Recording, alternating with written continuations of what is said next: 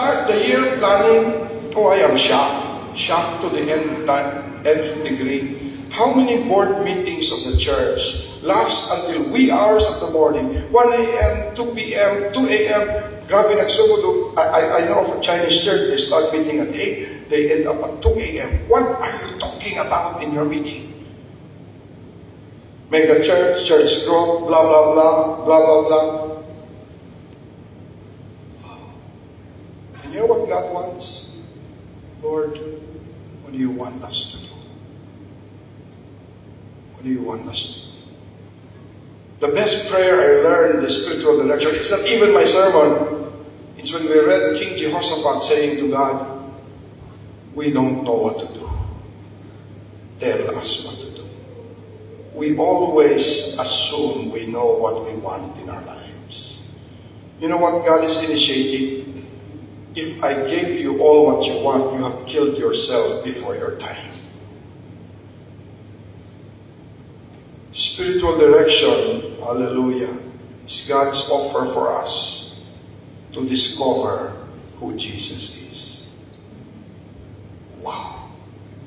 The Baptists assume we all know Christ, from VBS to, kabalo na kita kang Kristo. Oh no. Go deeper. You don't know Christ as you think you know Him. Second, go deeper is not only the Lord initiates, He invites. I like that. He invites. Stepping into the boats, Jesus asked Simon, the owner, to push it out of the water so that he sat in the boat and taught the crowds from there. I like the style of Jesus. Hindi pinakalit, hindi pinakurat. No, never bully. Never bully. Never coercing, like if you don't follow me, I'll give you cancer. If you don't give your tithe, maputo ang iyong negosyo. I mean, pastors are very good at that. But not Jesus. Diba? Have you ever heard of first fruit? That's not biblical. That's a scam. In fact, the first fruit is not for God, it's for the pastor. Lord have mercy. Nahanap ko sa simbahan. You know how many people goes to our church without 4,000 to 3 to 4,000 a Sunday? Can you imagine Deacon Remos if they all give first fruit? Mas kita 2,000 each lang. Ay, aba. Hindi na ni silver pagbalik ko. Kinang-kinang na ang gold. Be careful with pastors who are shining like gold. I am not against prosperity. I am against manipulation. That's not the style of Jesus. You know, the more I know Christ, the more I'm shocked. The more I am, shocked is a kind word. The more I am shattered. My dreams are destroyed. My expectations are crushed to the point I would like to say, Lord, dugay na magkita kagiserve no 39 years, but every day I still ask, who are you? Who are you, Lord Jesus? Sometimes, no answer. He invites. Jesus invited Peter to help him by borrowing his boat so he can speak to the crowd. Actually, Peter, the true owner of the boat is not you. It's Jesus. Amen. The true owner of your business is not you. It's Christ. Announcement. The true owner of the church is not the richest family here. Itaw, babe. Wala pang rich dito. Family lang. The true owner of this church is not the pastor. But yet the owner, can I borrow your boat? Amazing grace. The owner who has the right to say, whether you like it or not, I'll get it. Is it drama? Is it PR protocol? No, it's called grace. Gracias ang Ginoo. Siya ang tagiyas ang kabuhi mo. Now, this is the crisis in the Southern Baptist. Now, the average young people receive Jesus Christ at the age 16. And then backslide for the rest of his life then come back as the church at the age 60 as the chairman of the board. Ay, ambot ng Baptista. Backslide, nag-inom, naghubog, nagpatato, nag-immoral, pagbalik, chairman of the board, who will decide where the church would go. I don't like that. But somehow, if you are trembling in the anger of God, tremble at the love of God. Amazing. You see, Simon, mamaya sa ceremony, sa ordination of Winston, I would talk about Peter again. This is Peter, the raw material. Peter, not yet the one who wrote first. Peter, raw material. And you see, when God looked at you, you were raw material. God said, can I borrow you? One of the things I regret as a pastor is to listen to my past sermons. When I was young, I want to burn them all. I never want to hear my past sermons again. So, duhagin ako realization, iantos gud ko sa akong membro. Grabe yung mga sermon na wala naman to si Kristo. Because you're raw material. God be praised, He invites Peter, pahuram ako sa imong boat. Pero, Jesus is a very dangerous man. One talk can lead to the other. One laughter with Jesus can lead to the other. The invitation is about a unique collaboration between Jesus and Peter. Jesus did not need the boat, but He wants you to. Jesus did not need us to praise and worship. Angels will do a lot of better job. Jesus is not hostage by a pastor who will not preach. A donkey can preach better. And yet He would say, let me borrow your boat. Wow. Later, His disciples to walk in a radical direction towards building the kingdom of God. Today, meron ako sa barko, sa imong boat, baruto gali. Initial invitation of Jesus to surrender something for the cause not really connected to one's agenda. Surrender something. Why was it easy for Peter to let him have the boat? Because it was empty. Can Jesus borrow the boat if they were full of fish? Na kung i-compute mo, manegosyo kita, anay, no? Kung gipaarkilahan pa ni Pedro, may kita pa siya. Kita niyo na? But Peter said, ay, sige wala na, di malas ang abot eh. Wala ginakuha. If it is not connected to your agenda, you can easily give it. Now, Lord, I can do Sunday school, fine. I can do, masagani ang usa ka pulong kaduhaon, binuang mo. Mag-worship lang ito. Mag-preach. Asa man ka magsimba-simba. Is it easy to let go when it's not connected to your agenda? Fine. But if God is asking something connected to your agenda, it's not gonna be that easy. For Peter, his agenda was just fishing. But at that day, wala. But listen to me. Here we go. The agenda of God, the agenda of the kingdom of God is for people to find God. People. Sa inyong simbahan, trust me, I know what I'm saying. As the Lord blessed you materially, you will be needing more policies. Copy that? Policy sa kasal, policy sa patay, policy sa kung kinsa ang ihaya, diri katong mga righteous. Itong mga backslider na membro dito sa likod. Yung backslider, mali sa back. I mean, policy who will use the car, policy, all policies are needed.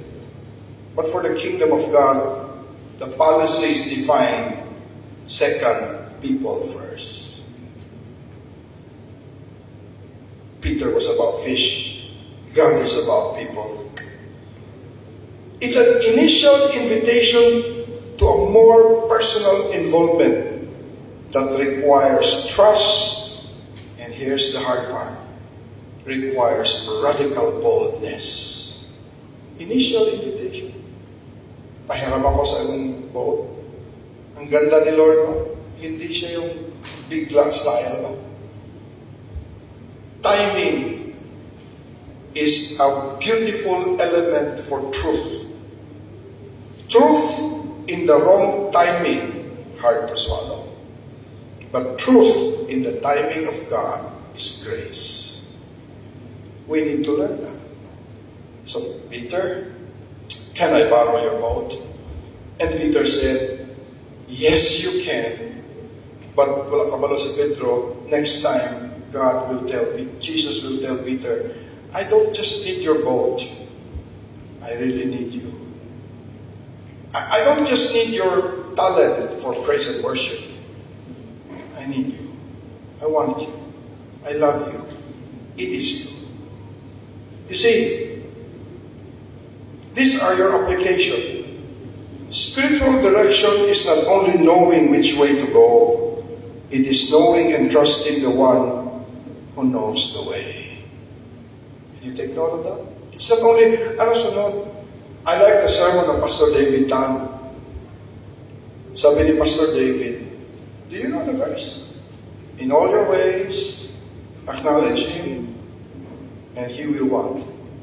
Direct your path. Proverbs 3, 5, and 6. I still memorize that in the King James. Trust in the Lord with all thine heart, and lean not in thine own understanding. In all thy ways acknowledge Him, and He will what? I like the sermon of Pastor David. He said, He will not only direct your path, like, diin ang post office dito sa Marbel. Dira sa raw, di ko katira, makikita na, direct pa na, di ba? But when the Lord directs you, He's not going to say, He say, dali. He goes with you. Hallelujah. He's not saying, when son, dito ka pupunta, God would say, this is my direction for your church. So, my friend, do not go deeper without hearing God says go deeper. Go deeper from the mouth of Christ is direction. Go deeper without the instruction of Christ is suicide. Copy that? Have you heard from God? We will add another service. Have you heard from God? Do you have the venue to listen to God?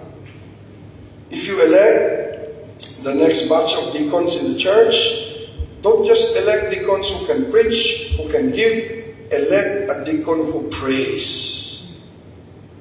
Prayer is a criteria of spiritual leadership. Spiritual direction is not for fans who cheer and admire. It is for willing followers who will trust and obey. When I first came to church, was it last Saturday that the choir was practicing? You remember the song? Trust and obey. I heard it. Beautiful hymn. You see, I preached in the church of Manny Pacquiao. It was a Jensen. I think I will not be invited. If you want to know the details, tanawa lang sa ilang webpage why I will not be invited again. But I was having dinner with the senator, with my wife, close. Ito ang na-notice ko, close to face with power, you cannot stand it if not for the grace of God. Bibigay ka. So the senator was saying, ayaw kayo siya mag-quote Bible. Lupig pang pastor. Wagod ko katubag. Kontes grabe. Mamanli lang ka. Dirahan ka. Mayagad senator siya. Pastor, amo niya ang faith. Ako pa'y ilecturan ng faith. Pero tama siya. Ang ganda ng illustration niya. Para bang, from that point to that point, may wire, kag may nagabike, usa lang ang gulong, he tells the crowd, nagapati ba ka mo na I can cross? And the crowd said, yes! He crossed. And then he said, gapati ba ka mo nga makabalik pa ko? Yes! Sino masakay?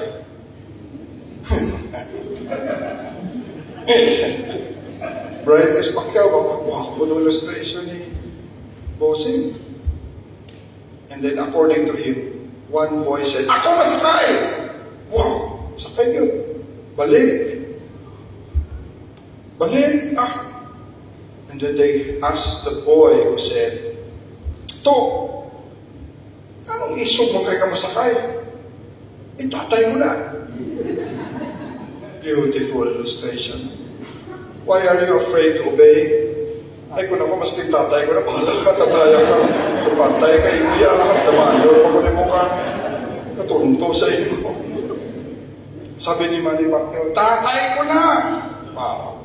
He needs to go back to his advice because he lined up with BBM. I think he forgot faith. The senator forgot faith. You go back in buying suka so you will discover your faith. Forgot what you said. Makita mo ni Manny Pacquiao, nakalimot ka sa lungsod, di ba? Si Manny Pacquiao lang ba? O si Pastor Tanre? Ang dami kong nasabi na nakalimutan ko. Ang dami kong nawaling na hindi ko na-apply. Salamat may misis na nagalimay. You know, the wife is the honorary Holy Spirit. Thank God I have friends because it's not just words. The temptation of a pastor is to collect good words, good quotation, without trembling of what you said. Winston, I can give you thousands of quotes, but if you don't tremble anymore, you miss it. Spiritual direction is not for fans, but for followers. Amen. So when people ask you, what's your religion? Simply,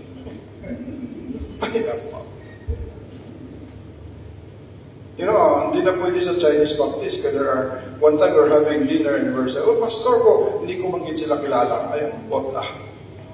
So, sino gani ka mo? Kami, we were worshiping in the church for 2 months now, and we are Catholics. Catholics in the Baptist church. So, what's your religion now? Katbab. Katbab.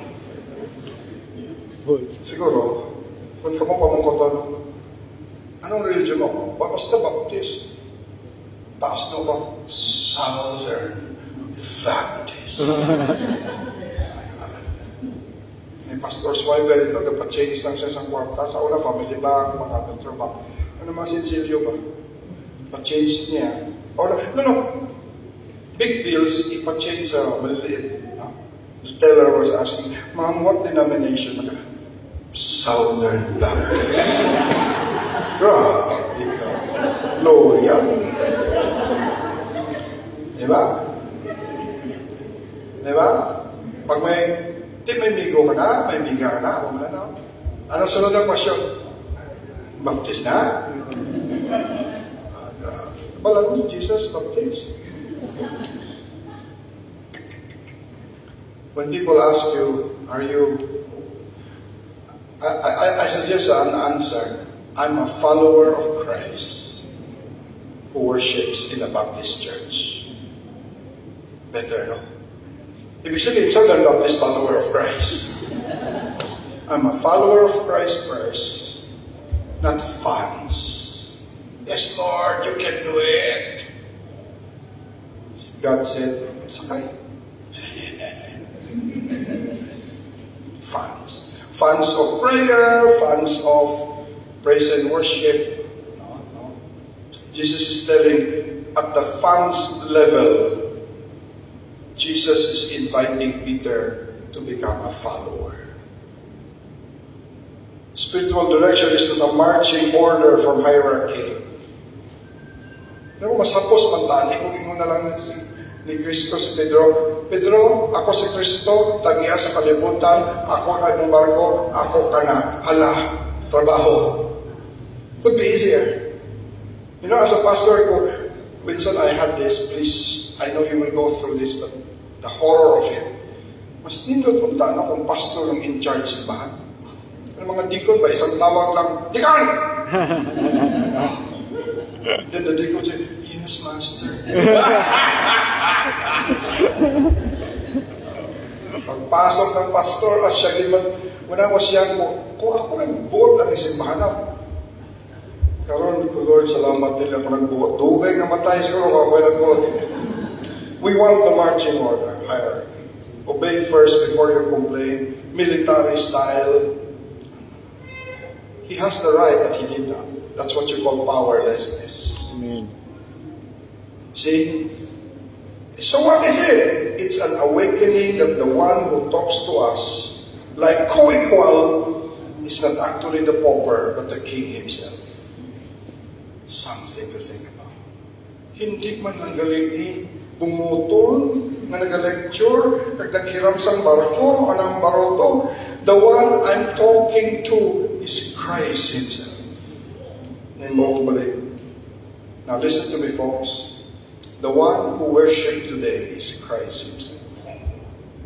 The one who is really here with us is Christ himself. So my dear friends, spiritual direction is actually, kung sa ilong ko pa, nakatalong-pangot. It's not just my co-equal. He is the Lord. Amen. Like the two people walking in Emmaus. There's one person there who should be really ashamed. His name is Cleophas. Ikaw lang ba ang tao dito sa Jerusalem nga walang nagkakintindi sa you're talking to Christ? And sometimes we're like that. Para bang, Lord, na ano na ang simbahan mo? Excuse me, you're talking to the owner who knows everything. And God will not impose himself. He allows discovery. And finally, you would say, as the Lord revealed himself, this is not just a bearded person. This is God. Finally, you realize in the midst of my suffering, there is a God who allowed this. Your prayers will change. You know, if you're a parent praying, Panginoon, katarso sa mga anak ko, milagruhin lang din para mati na mag-backslide in the name of Jesus, magadli.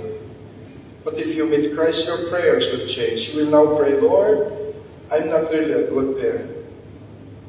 Please help me that my kids will see Christ in me. Your prayers will change.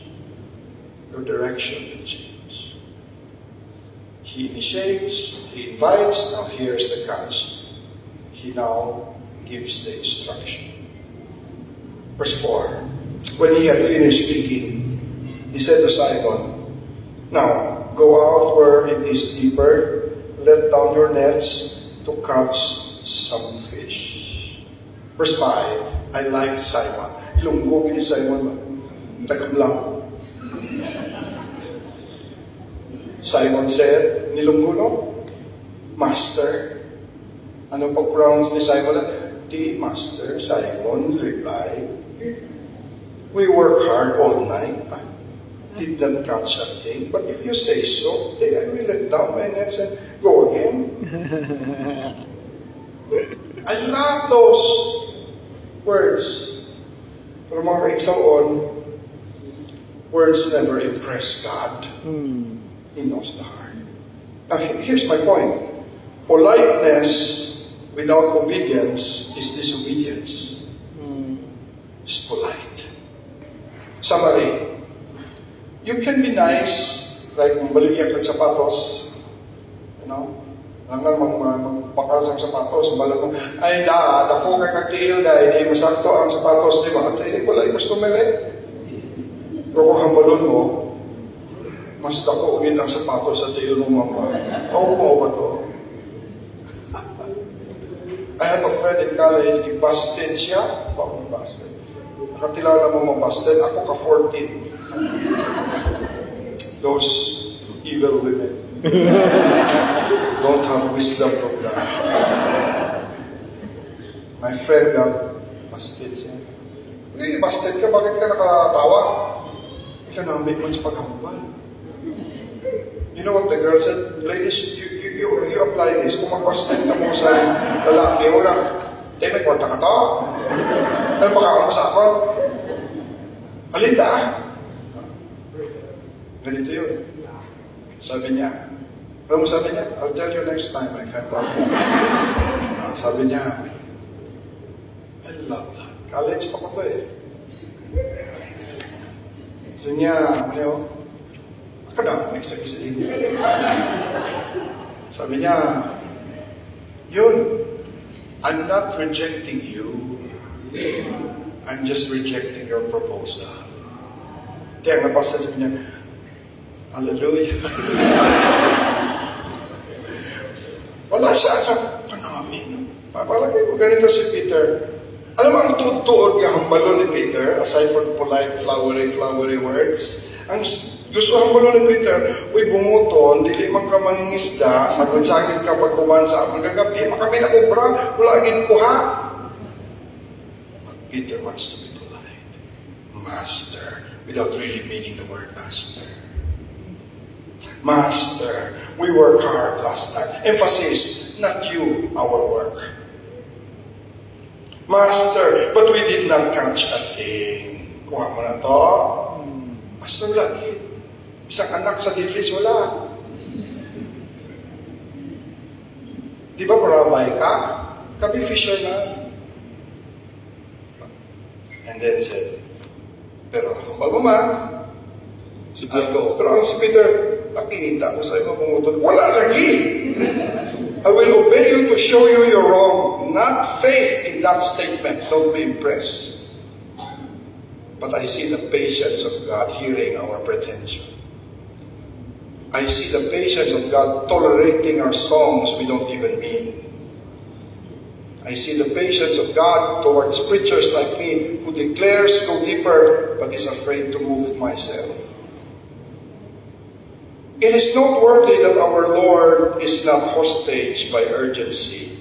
He takes time. Whew. Application.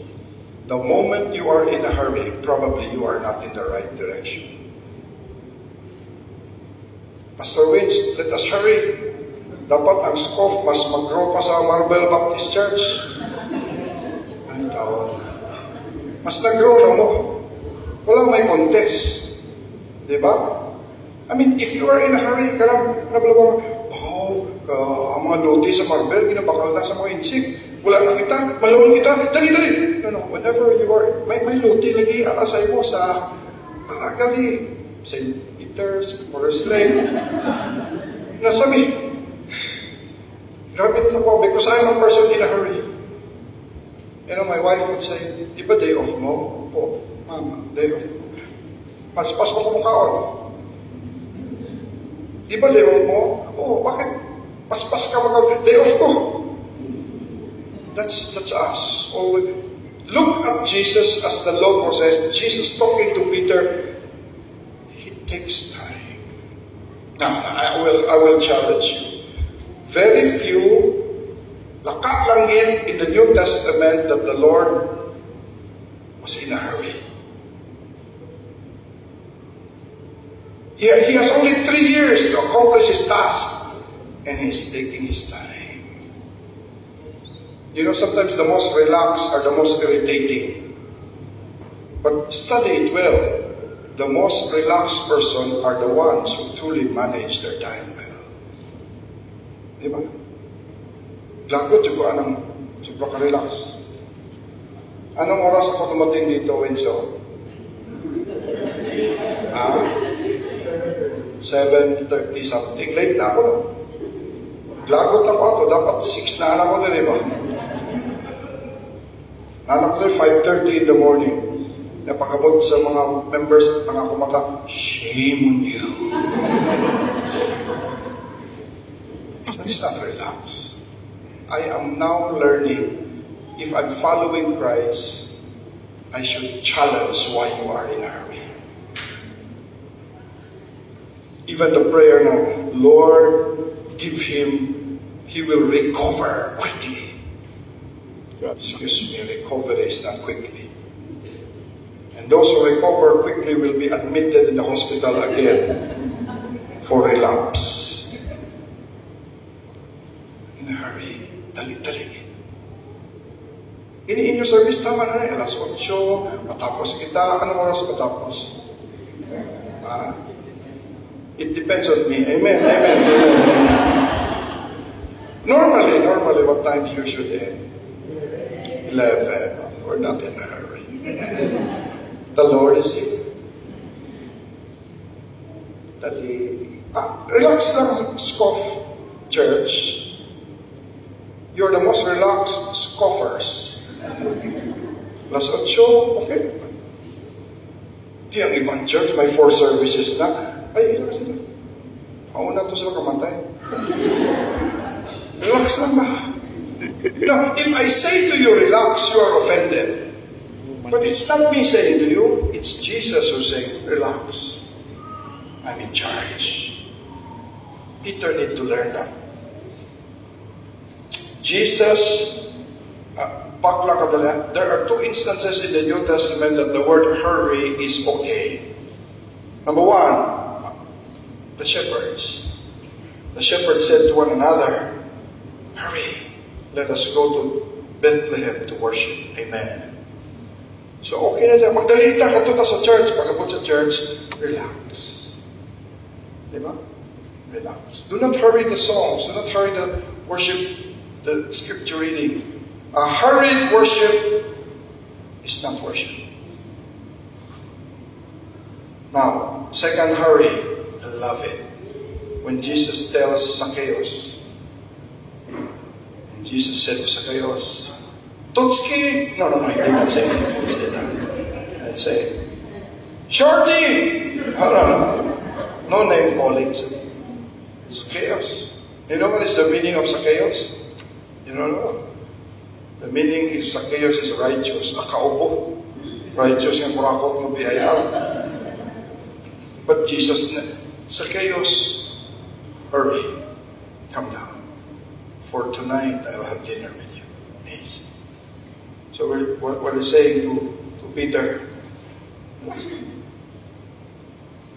Jesus finished one task, and he goes to the next. Now, something very painful I will tell you that is also hurting me. When it comes to seeking God's direction, it cannot be multitasking. You need to focus.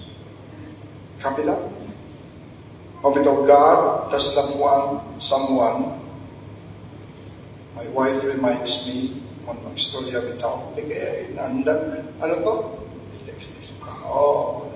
You should say that, may kausap na, put down your phone. Now, in FEBC, sanay kami sa multitasking. Pero when it comes to seeking God, you cannot. You just cannot. Tama? Here's the beautiful application. He related first before he gave Peter the daring instruction to go deeper. What if Jesus immediately said to Peter, go deeper? I think nahapakan siya ng sagwan eh. But Jesus said, can I borrow your boat? This is not technique. This is a lifestyle of respect to others. You want to share the gospel to those who don't believe? Do not say, kung mamatay ka sa phone, hindi ka makanto. That's not gospel. That's not evangelism. That's terrorism. I mean, hindi mo man siya kilala. Take time to know the name. Diba? Take time to know his name, life, and then if God gives the opportunity, share the gospel that is assumedly reflected in your life. Sa simbahan sa Chaybang may kape. Libre kape. May member kami nga, dapat pastor sa ulan to. Pag may nagkakape, taparan tayo. Kung mamatay ka, subong, asa ka mo. Kanto ka sa langit. Sa lingko, pwede ba makapihan lang? Sige na kape. Siguro mga 3 years na, sige kape. then finally they would say, anong schedule nyo da? Hinahinay lang. Diba? Kaya kita kay church growth lagi. Dapat in 2 minutes, mabaton si you're talking of relationship, not entertainment. You see? Wow. Jesus related. I know one doctor, napatay naman noon to. Pag mag-share daw siya Gospel Baptist Hospital, di ba may oxygen? Tamakan daw niya. Hindi lang kahinga ang pasyente. And then the doctor would say, kung wala kay Kristo, mamatay ka. Hindi niya tabakan, amo na ang eternal life. Please stop that kind of... Diba? With all due respect to those of you who want to go to Muslim ministry, you have to study first the culture, love the people before you share the gospel. Tama ba? Ay, naku. Jesus related, and then he said, this is my instruction to you. Spiritual direction is not about multitasking. It's about operating in a different timetable. Amen. The Father's timetable, not the world's. Tama? I love that.